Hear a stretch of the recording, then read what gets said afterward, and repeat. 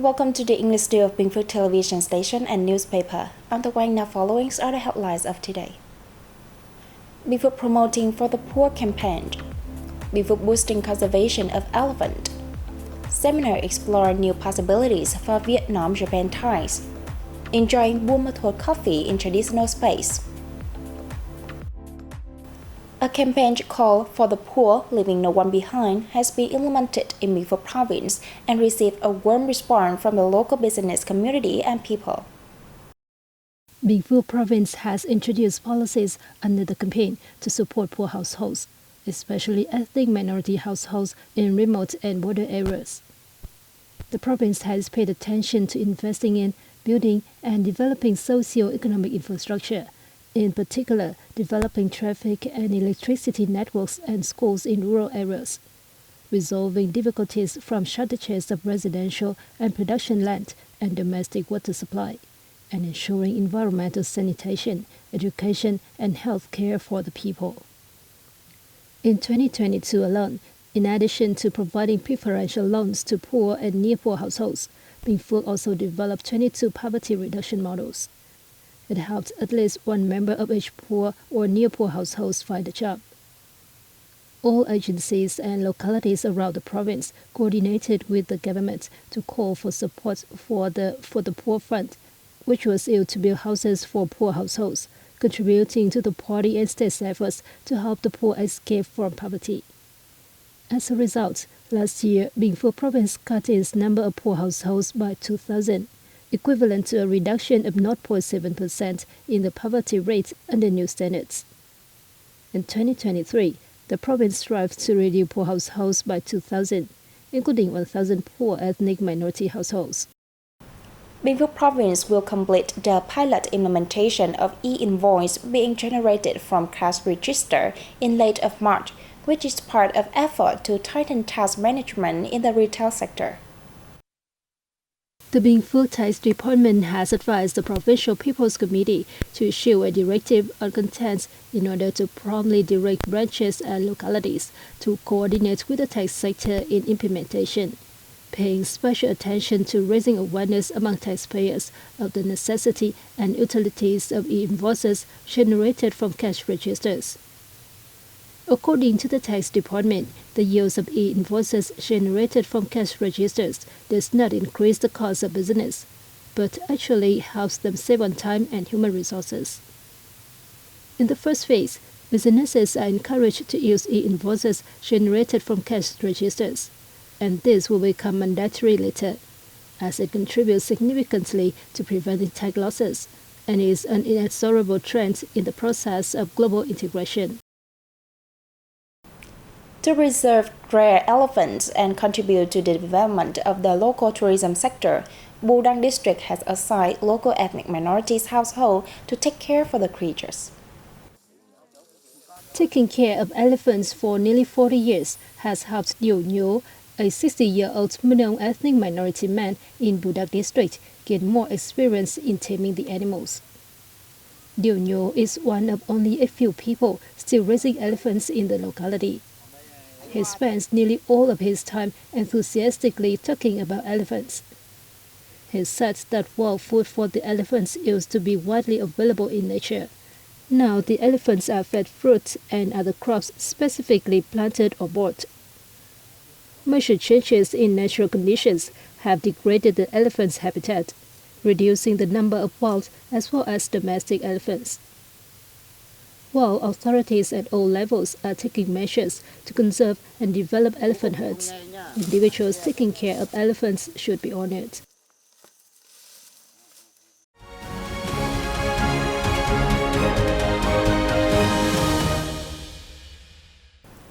A high-level economic seminar between Vietnam and Japan was held in Hanoi on the 7th of March to explore new possibilities for bilateral relations toward the future. In his remarks, Prime Minister Phạm Minh Chính said, 50 years after the establishment of bilateral diplomatic ties, the Vietnam-Japan friendship and cooperation have been unceasingly reinforced and developing in various fields.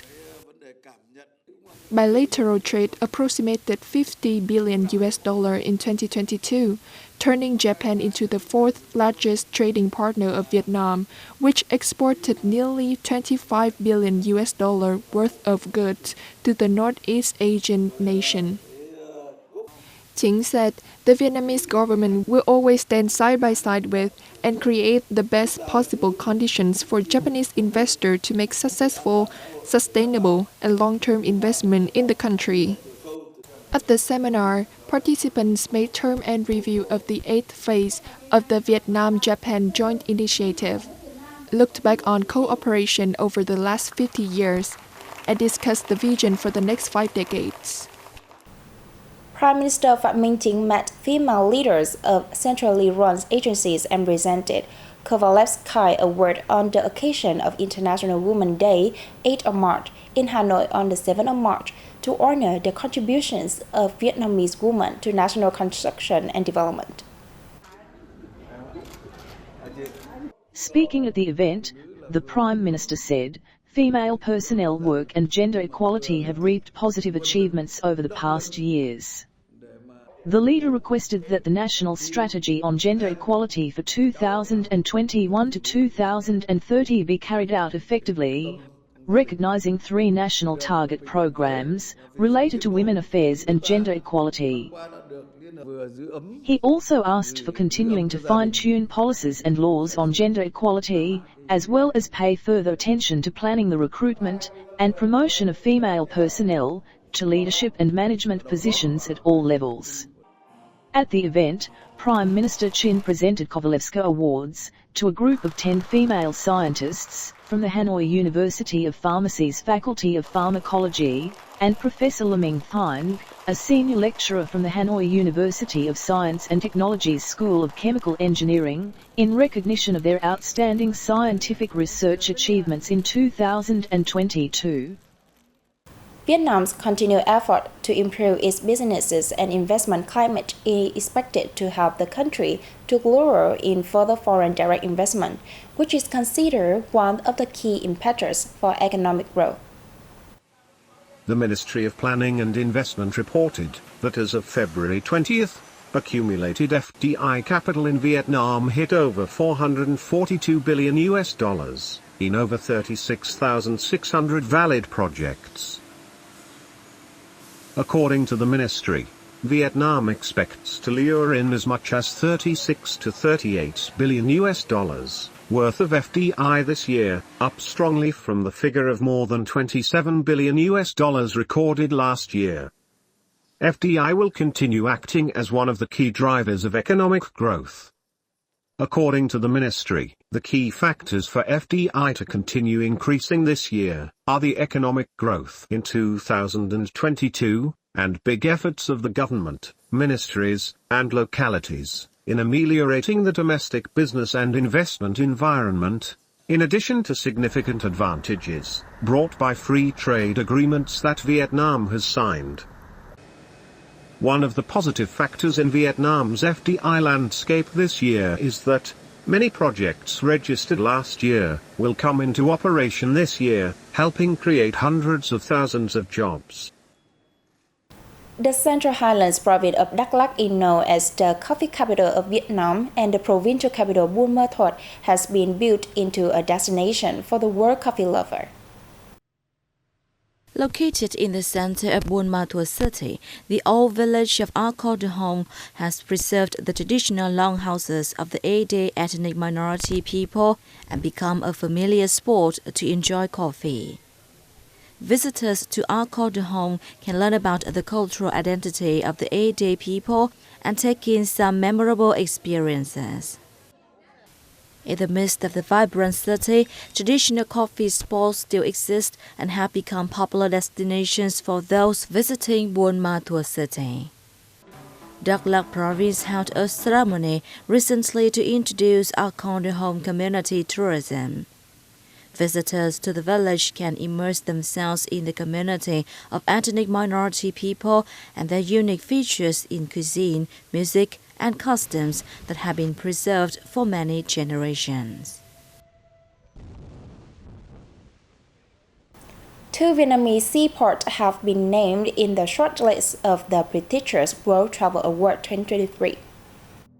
Hạ Long International Cruise Port in Quảng Ninh Province and Phú Mỹ Port in Bà Rịa Vũng Tàu Province are the 2 local nominees up for the title of Asia's leading cruise port. Vietnam has also been nominated for other awards. Most notably, Ho Chi Minh City is featured in the list of nominees for Asia's leading business travel destination award, and Hanoi is in contention for Asia's leading city break destination.